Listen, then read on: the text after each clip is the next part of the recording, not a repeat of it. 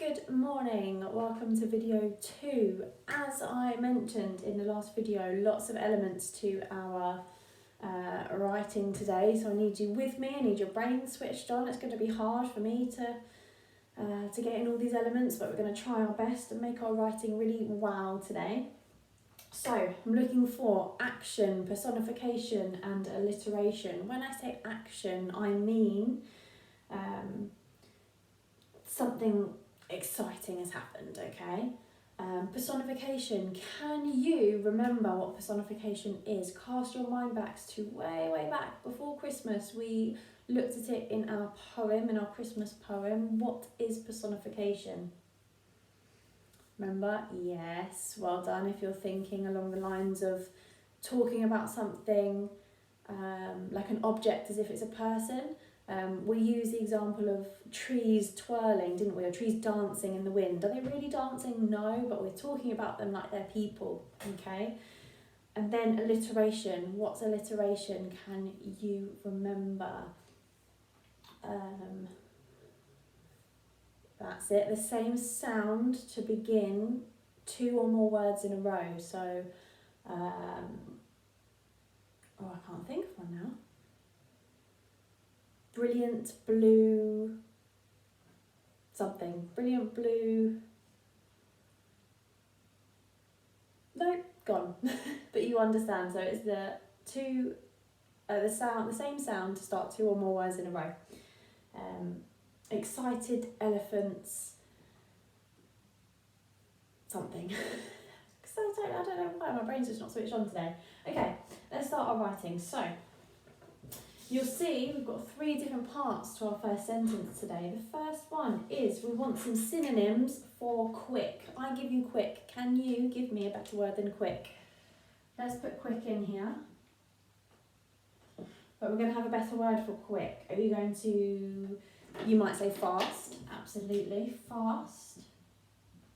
What about hasty? What about urgent? If you do something with urgency, it means you're doing it very quickly. Urgency or haste. Hasty, I'll write in there. If you're doing something quickly or swiftly, maybe. Miss Palmer swiftly got together all the things she needed for her English lesson. Swiftly. Oh. Nearly spelled it wrong. Swiftly. Okay. So, this first sentence, remember, we are thinking about Blue kind of fighting his way away from his owner and making that snap decision, making that quick decision to get away, to go in search of this bread umbrella. So we need some words, what do we need?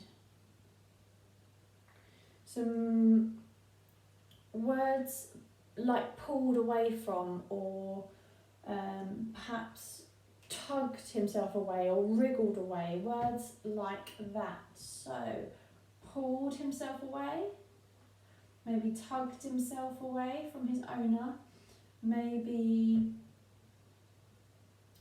let's see, more verbs. Tugged himself away, pulled himself away. Maybe he strained to get away. If you strain, you pull away from something. Strained. Have I written down any more? Let's see. Wriggled, tugged, pulled. Well, I've got wriggled up there. He wriggled away. Wriggled is a nice one. Okay, so you need at least 2 of your favourite ones in each box here. And then moving on to the third part of our sentence, we're going to think about him going off in the distance. How was he going off in the distance? Perhaps he was twirling away in the distance. Twirling away. Any other words for twirling? Synonyms for twirling? Maybe swirling. Spinning away in the distance, maybe.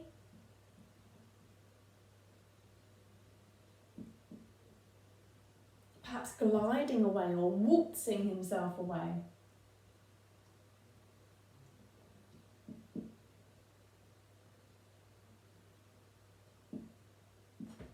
There we are, twirling away, swirling, spinning, gliding, up to you. You might have an even better one than me. Please write it in if you do. Okay, pause the video while you just get yourself 2 ideas in each of these boxes.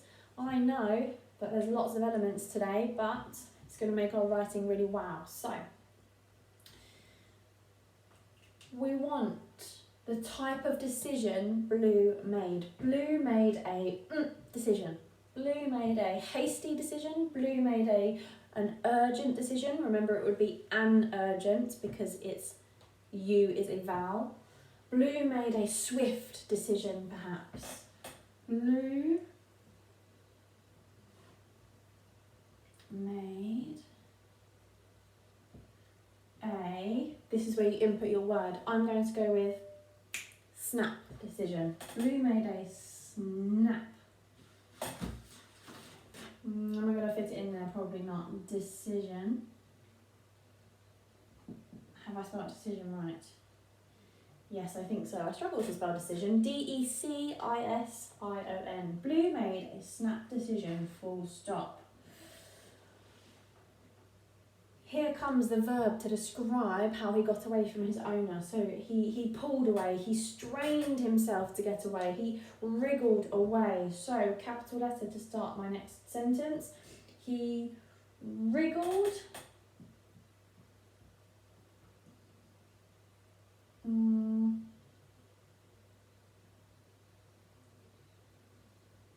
he wriggled and I'm going to choose 2. He wriggled and shook himself free,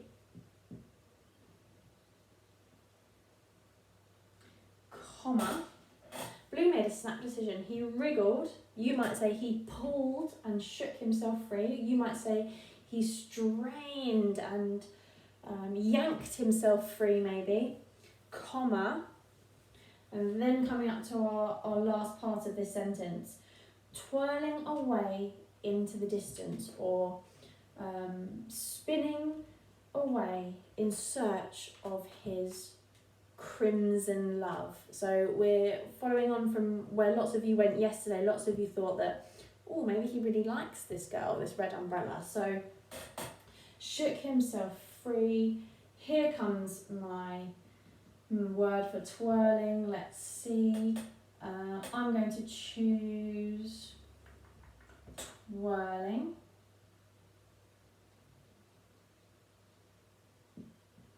And shook himself free, twirling away into the sky. I've written twirling away into the sky. You might write into the distance, into the night sky maybe, it's up to you. Twirling away into the sky in search of red. I'm going to keep it quite simple at the end of that sentence there. I've chosen just to write red. You might say in search of his crimson love, maybe his ruby love, or you could just write red as well. That's what I'm deciding to name her in our story. He's called Blue, she's called Red. So, Blue made a snap decision. What does yours say? Blue made a swift decision, a hasty decision. I think I actually like hasty the most. He wriggled and shook himself free, twirling away into the sky in search of red. Lovely. Pause the video, get your 2 sentences written, and then we'll move on to the next part, personification. So, 3 parts again to this section of our paragraph. So,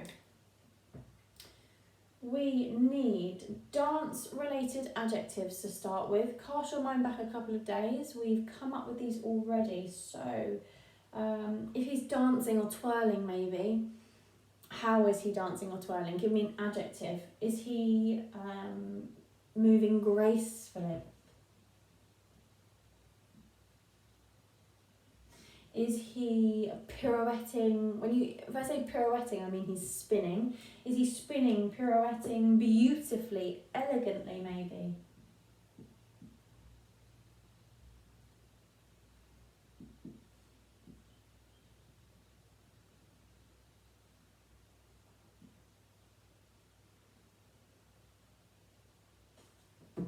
Up to you. I'm sure you guys have got lots of words to describe him dancing off into the distance.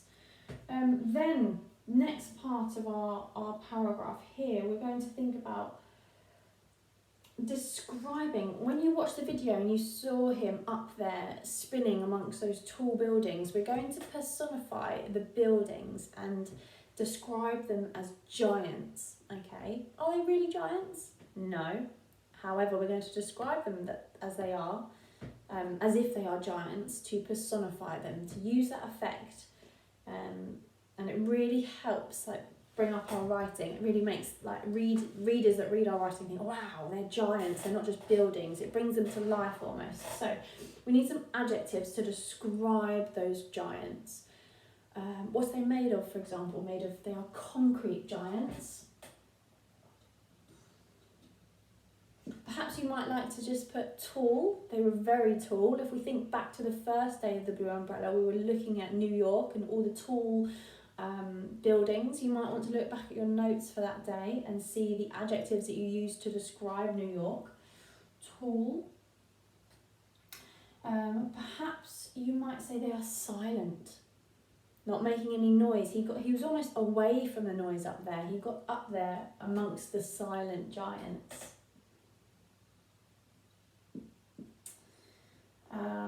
Let's see, you might say the mighty giants. They are so tall and mighty.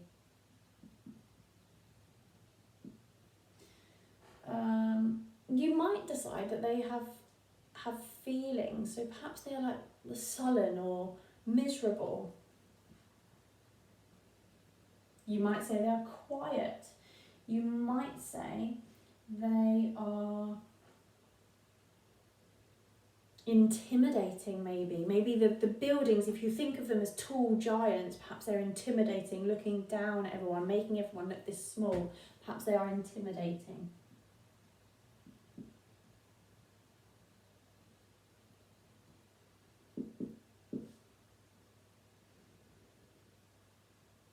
Okay, and then last but not least, this section of our writing, we're going to think about some adjectives to describe the city. So imagine for a moment you are Blue, twirling, pirouetting up there above the city amongst these tall, silent, mighty giants. And you're looking down at the city, thinking about everything we've seen happening down there so far. How would you describe it? Give me an adjective. Let's see, one that jumped to my mind straight away was busy. Busy, certainly. Can you better my word for busy? Perhaps frantic. Perhaps hectic. If something is hectic, it's quite a lot is going on at one time.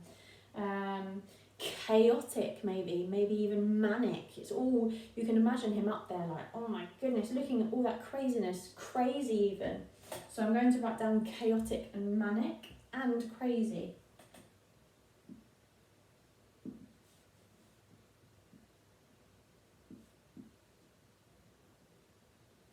Okay, now we're ready to move on and write our next couple of sentences. So, making sure you have 2 or 3 ideas in each of these boxes, because you really need a choice at this stage. You might, if you've only written one, you might get to the middle of your writing and think, oh no, that's not the one I want to use now, it doesn't quite fit.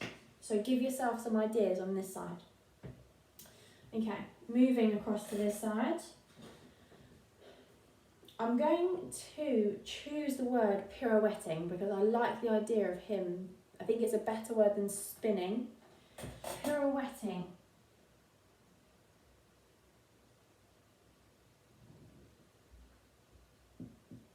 You can choose spinning if you'd like. You can choose twirling. You can choose.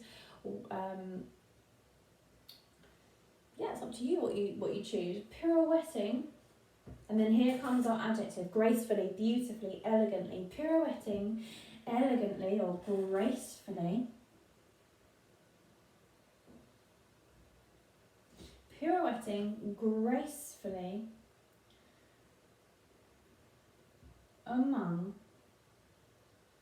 If you're among something, it means that you're in the middle of. So here comes our personification. So pirouetting or spinning elegantly among. Tell me about these giants. Tall, concrete, mighty, intimidating giants. I'm going to choose two. I'm going to choose two. Among silent, comma to separate them. Silent, concrete giants, comma. Not quite finished our sentence yet. He looked down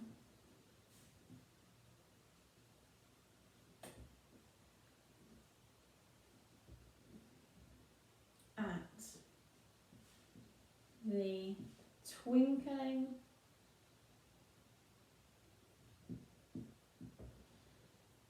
lights of the.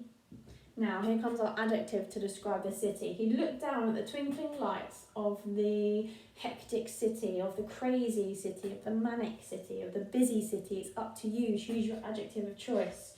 Of the hectic city below. Now, I love this sentence. I think there are so many elements here that you can change and really make your own. So, pirouetting gracefully among the silent concrete giants, he looked down at the twinkling lights of the hectic city below. Yours might say, twirling beautifully among mighty, intimidating giants, he looked down at the sparkling lights. He looked down at the bright lights of the chaotic or frantic city below. Okay, you might choose him looking down at something completely different. He might not be looking down at the twinkling lights. He might be looking down at the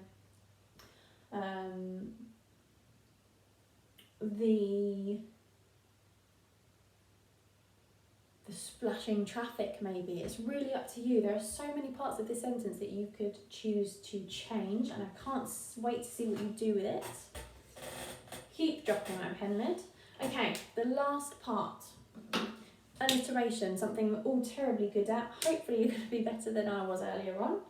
Right, gonna go for red this time. So,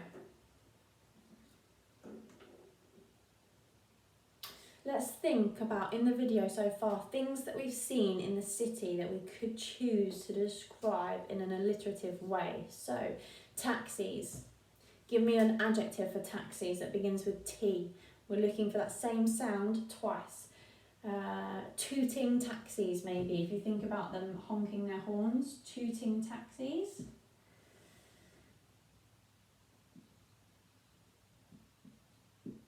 Perhaps you've spotted buses, busy buses or braking buses. I don't mean braking as in something going wrong with them. I mean braking as in them stopping. Braking, so be careful with that spelling. B-R-A-K-I-N-G. Braking buses. Puddles. Puddles pounding. People pounding puddles.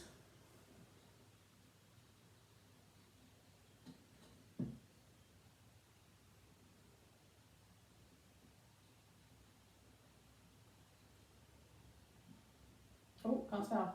Puddles. Nearly forgot the L. Let's see. Lights. Gosh, it's quite tricky, isn't it? Let's see if I've written down any ideas earlier. Puddles pounded, lights looming above, maybe? Lights looming.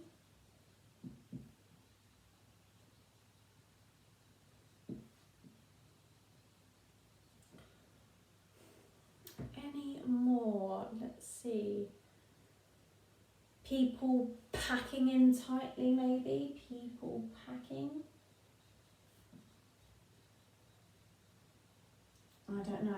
I'd love to see what ideas you come up with. Some alliterative ideas for things that are going on in the city. Okay. Right. Now we're ready to move on to this last bit and write our last sentence. So, we're going to choose, if you can, 2 different alliterative phrases, okay, to use them here. So, far below him,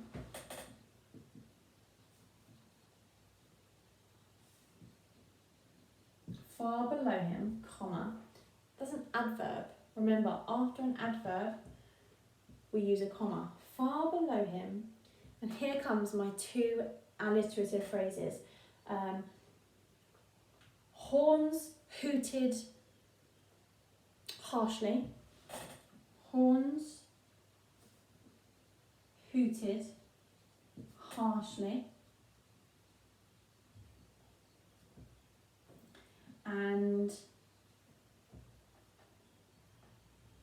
footsteps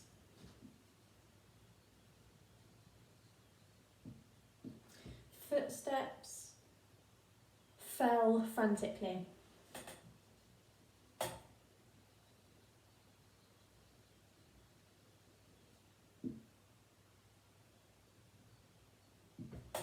Far below him, horns tooted harshly and footsteps fell frantically.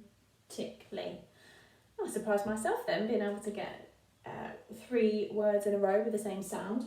Don't worry if you can only get 2, that's absolutely fine. Yours might say, far below him, comma, buses braked busily, and lights loomed harshly. Okay, you've still got your lights loomed, the L and the L sound, but you can add another adjective in there should you want to. Okay, good luck with that. I know it's tricky, and yeah, get writing, guys. Can't wait to see what you come up with. Let's see who makes it on the wall today. Well done, guys.